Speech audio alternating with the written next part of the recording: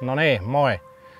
Mun nimi on Niklas Nordblad ja me saatiin tänne Västerbygårdiin tämmönen Benelli Lupo HPR eli High Precision Rifle koekäyttöön ja varustettiin tää tämmöisellä Kahles K624i kiikaritähtäimellä, missä on tän Finnacurasin MSR2 ristikko.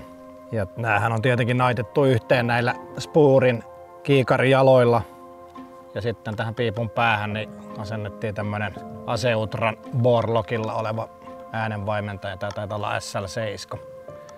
Tää on mielenkiintoinen kivääri, kun on tätä pitkän matkan hommaa harrastanut tässä jo 30 vuotta, niin otettiin tää käyttöön ihan sillä ajatuksella, että otetaan suoraan pakasta tää pyssy.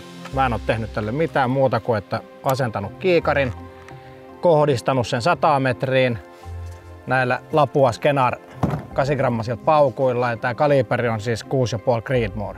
Ja tarkoitus on tänään ampua tohon noin 550 metriin tässä meidän mettäradalla niin golfpalloon. Katsotaan kuin siinä käy. Toivottavasti osutaan.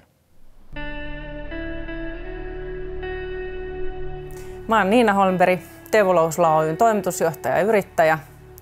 Ja Teuvo-Lousla Oy on maahantuontiyritys. Tuodaan aseita ja ampumatarvikkeita ja myydään niitä ympäri Suomen jälleenmyyjien kautta sitten kuluttajille. Eli muutama sana Teuvo-Lousla Oyn historiasta, niin yrityshän on perustettu vuonna 1957. Perustaja on mun isoisäni Teuvo Louhisola, mistä tämä yrityksen nimikin juontaa. Ja hän silloin aikoinaan rupesi maahan tuomaan muoviraaka-aineita ja koneita, mutta kovana metsämiehenä sitten jossain kohtaa rupesi maahan tuomaan myös aseita. Ja kaikista vanhimpana tuotemerkkinä meillä edelleenkin maahantuonnissa oleva Benelli alkoi silloin 70-luvun ihan alussa. Ja isoisän kuoleman jälkeen tosiaan yritystä jatkoi ensin mun äiti ja hänen 2 veljeään. Ja sitten jonkun vuoden jälkeen siitä niin mun äiti ja isä oli niin kuin ne omistajat tässä yrityksessä. Ja nykyään sitten minä ja mun mieheni Tommi Toivonen niin omistetaan ja sitten toimitaan yrittäjinä tässä ja sitten meillä on 2 ulkopuolista työntekijää. Että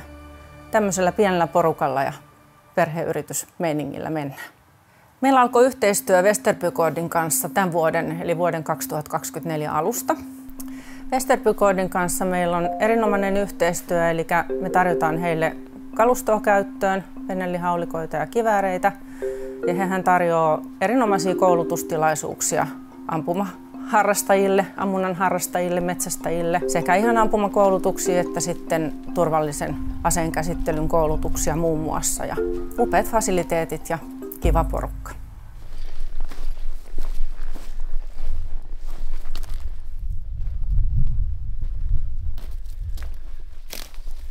No niin, tultiin tähän maalialueelle ja tuossa meillä on noin pleitit ja me maalataan ne ja sitten laitetaan se golfpallo roikkumaan siihen eteen ja yritetään tähän sitten osua. Käytetään ihan tämmöistä normaalia merkkausspreitä. Tällä maalataan.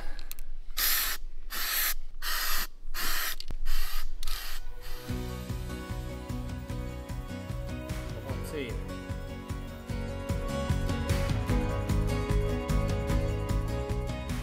Meidän maahan tuomia tuotemerkkejä on ensinnäkin Benelli. Sieltä löytyy haulikot, kiväärit, pistoolit, niihin liittyvät tarvikkeet ja varaosat. Sitten maahan tuodaan Steyr Armsilta Steyrin kivääreitä ja pistooleita ja tietysti niiden varaosa- ja tarvikepuolta. Sitten on Triconin tähtäimet, sekä kiikaritähtäimet että punapisteet, pistoolitähtäimet ja niihin liittyvät tarvikkeet. Sitten on Froglupen aseenhoito tuotesarja. Löytyy korrosiosuojausta ja voiteluun ja puhdistukseen liittyviä myrkyttämiä aineita niiltä. Sitten on Tony Systemsin custom-osat, eli tarkoittaa sitä, että niiden osien avulla pystyy sitten kuluttaja customoimaan omaa haulikkoaan, kivääriään tai pistooliaan. Sitten löytyy Desipulsin kuulosuojaimet ja uusimpana tuotteena meillä on OA Defensin 9mm pistoolit USAsta. Ja sitten maahantuonnissa on myös Real Avidin aseiden puhdistus- ja työkaluvälineitä. Ja nyt kun yritetään tämmöistä osumaa golfpalloon yli 0,5 kilometrin päästä, niin tulee muutama semmoinen asia, mitä pitää ottaa huomioon. Etäisyys sinänsä nyt ei ole hirveän pitkä, mutta se maalin koko suhteessa etäisyyteen niin se on aika pieni. Niin, ja nyt ensimmäisenä tulee, että ampumatekniikka pitää olla niin kuin hallussa. Tässä on pieni kaukoputki. Sillä voi tähystellä sitä maalialuetta. Samoin varusteet. Pitää olla kivääri, mikä on niin kuin ominaistarkkuus on riittävä. Ja sitten kiikaritähtäin on ehkä se, mikä asettaa suurimmat vaatimukset siinä. Eli semmoinen kiikaritähtäin, millä me nyt pystytään ylipäätään edes tätä tekemään.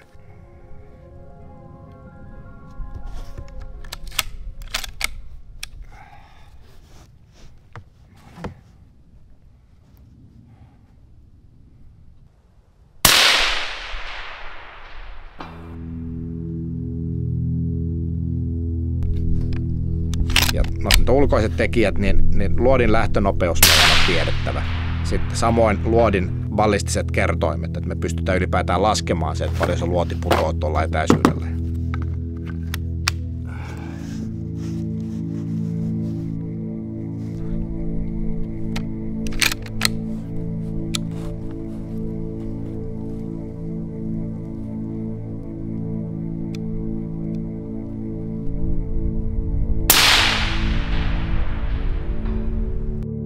Sitten mikä on tiedettävä kanssa on ilman lämpötila suhteessa siihen, mitä se on ollut, kun ollaan kohdistettu kivääriä. Että jos on sinun jotain muutosta tapahtunut, niin ilman paine on tärkeää tietää. Ja sitten tuuli. Tuuli on ehkä se kaikista suurin vaikuttaja meillä tässä nyt, tämmöinen ulkoinen vaikuttaja. Niin tuulen suunta ja voimakkuus, se pitää pystyä niin kuin mittaamaan ja arvioimaan.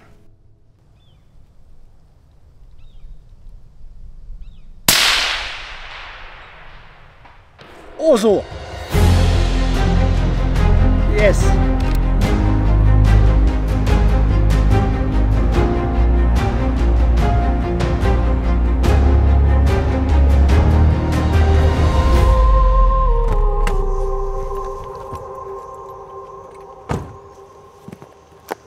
Saavuttiin tänne Teuvo Louhisolalle palauttamaan tätä kivääriä nyt, katsotaan kun Niina tulee tosta varmaan kohta. Moi! No niin, moikka! Moi! Käy sisään. Kiitos. Tervetuloa. Kiitos. Tuotiin takaisin tää Lupo HPR nyt, mitä käytiin ampumassa. Joo, mahtavaa. Miten ammunnat suju? No arvaat varmaan. No hyvin ilmeisesti. Joo, kyllä, kyllä. Joo, pakko sanoa, että kyllä tällä vehkeellä osuu. No niin, joo. Kuinka pitkältä matkalta te ammuitte? 550 metriä ja golfpallohan oli maalina. Niin, että maali oli aika pieni. Kyllä, juu. Kyllä. Joo. No se on sitten nämä ampujasta kiinni. No, että se on juuri näin, juuri näin. Mahtava kuulla. Hienoa. Kiitos paljon. Kiitos.